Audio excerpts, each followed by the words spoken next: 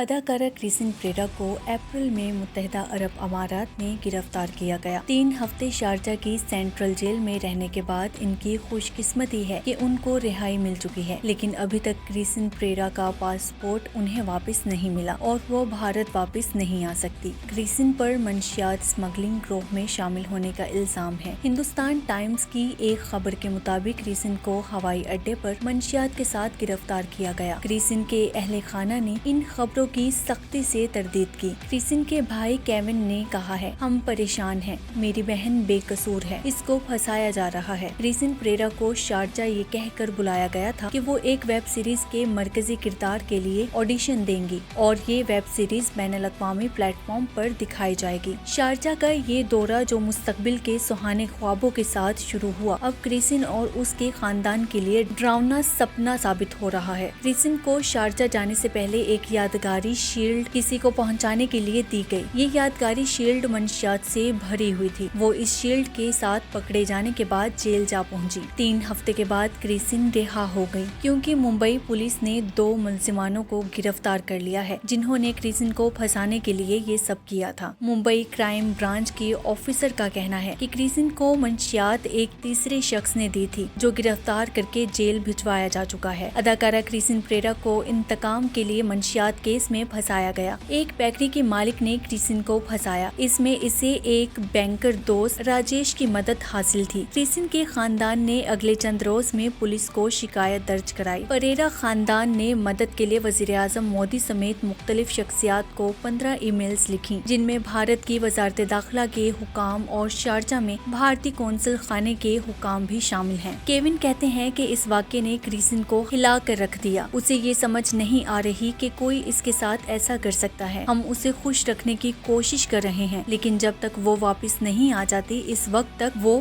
یا ہم میں سے کوئی خوش یا مطمئن نہیں رہ سکتا۔